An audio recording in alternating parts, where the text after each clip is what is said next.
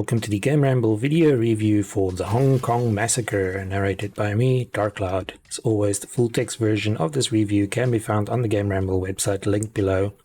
The TLDR for the Hong Kong Massacre is that it's a top-down shooter with an addictive blend of all-out action, slow-motion dives, and bloody destruction. It will receive a lot of comparisons to Hotline Miami and Max Payne, but the addictive gameplay and John Woo elements ensures that it makes its own mark in the genre.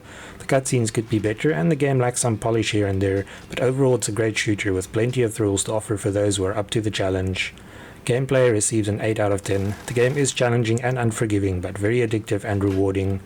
Graphics receives an 8 out of 10.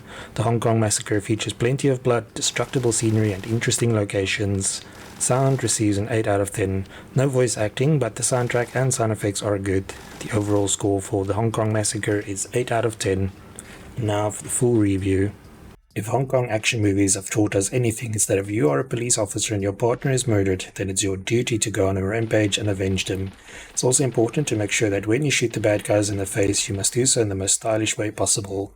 Clearly, Vreski, a two-person indie studio from Sweden, has been paying attention, as this is precisely what the Hong Kong Massacre is about, mixing some parts of Hotline Miami with Max Payne and then liberally sprinkling in some John Woo. This top-down shooter definitely leaves a lasting impression. Your goal in the Hong Kong Massacre should be pretty evident from the game's name, but in case anyone is still unsure, it's to kill every single person on each level. Your hard-boiled cop starts with a humble pistol, but as you continue thinning out the triad population of Hong Kong, you can unlock an SMG, shotgun and rifle to make the task a little easier. You only get to pick one of these weapons before each level, but you can pick up the weapons dropped by enemies if you run out of bullets. By default, all guns only have one magazine, but you can upgrade this along with the rate of fire, clip size and more. However, these upgrades are not free and require stars earned by completing the bonus challenges for each level. The Hong Kong Massacre is much faster than most top-down shooters, and your character only takes a single hit to buy the farm. This obviously makes things very tricky, but fear not, as your character has a trick up his sleeve. Holding down the spacebar slows down time, giving you more breathing room to dodge the flurry of bullets heading your way. Doing so also starts draining a special meter, which returns the action to real time if it's depleted. If this happens in the middle of a crowded room, you're obviously in big trouble, so you need to plan when and how long to use slow motion. At the rate that bullets fly around in this game, even the slow motion feature is not always guaranteed to save you. This is where your dive move comes in handy, as it makes you impervious to bullets. Once again, don't bank on misusing this feature, as your character stands up after each dive, which makes him a sitting duck. You also can't change direction once you have committed to a dive, so if you hurl yourself straight at the rain of bullets, you better hope they have passed you by the time your character stands up. It takes a little while to get used to the style of the game, but once you get the hang of the slow motion feature and dive move, things become a lot easier. However, this is when the aforementioned bonus challenges comes into play. To unlock those coveted upgrades for your weapons, you need stars, and to get your hands on those stars, you will have to earn them. Besides the boss ones, each level in the Hong Kong Massacre features 3 challenges. Each one is worth a single star, but they require you to finish the level under par time, finish the level without missing a single shot when killing enemies, and most fiendish of all, finish the level without ever using the slow motion feature. The latter is still barely doable during the early levels, but later on you will need the reflexes of a cat on caffeine if you plan on making it through a level in real time without so much as a scratch.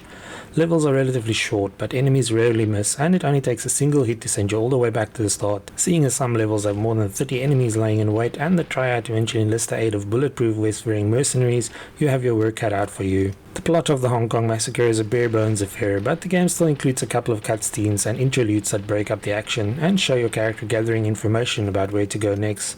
It uses one of the classic action movie tropes by starting the story in the present with a character explaining his actions to a superior and then hopping back to the past to show what happened. Each set of levels in the game takes place in a day, and a boss battle punctuates the end of each day. These boss fights will be familiar to anyone who has seen a John Woo film showdown, as instead of a large level, they tend to take place on rooftops where you run parallel to your foe while taking pot shots at each other. Unfortunately, while this formula is thrilling initially, it starts to lose its shine a little after the 3rd or 4th time. In later boss levels, only an inclusion of more standard enemies to get in your way makes them more challenging. Overall, the story and cutscenes could have been better, but they're not that important in the grand scheme.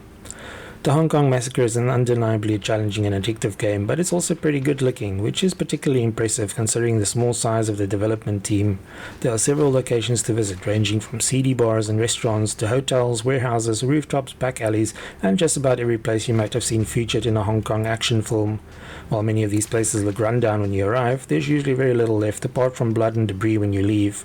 Shooting enemies results in copious amounts of red stuff spraying everywhere, and every gunshot looks like a 4th of July celebration. While it looks spectacular, the amount of glass, wood splinters, paper smoke, and sparks that erupt during the intense gunfights can make it hard to spot the bullets heading your way, even in slow motion. The top-down view is also quite zoomed in, which means you can't see that far ahead of you.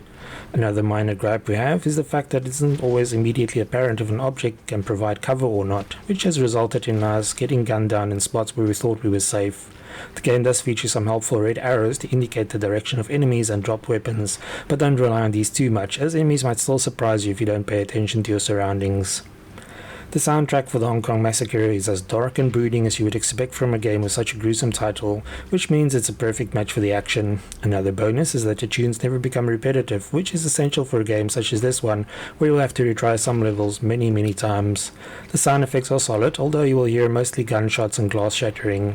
We also didn't experience any issues with the controls. In total, it took us about 6 hours to complete the Hong Kong Massacre, although obtaining all the achievements and completing all the bonus objectives nearly doubled that time. Since enemy placements remain more or less the same each time you restart a level, it means that the game lends itself quite well to speedrunning. It also features online leaderboards to provide that extra incentive for playing better and faster. The Hong Kong Massacre is a very enjoyable game, although some players might find it a little frustrating. The fact that the game only features 4 weapons is also a little disappointing. Finally, it could have benefited from a little more polish, as a lot of the text in the game is rough in terms of spelling and grammar. However, despite all this, we thoroughly enjoyed the game and kept hitting retry even after getting killed by the last enemy on the long level many times. If you're a fan of the genre, you'll have a blast, but remember, this is not a game for the easily frustrated or people who dislike a stiff challenge. Thanks for joining me for this Hong Kong Massacre PC review. Remember to like, subscribe, and share. Until next time.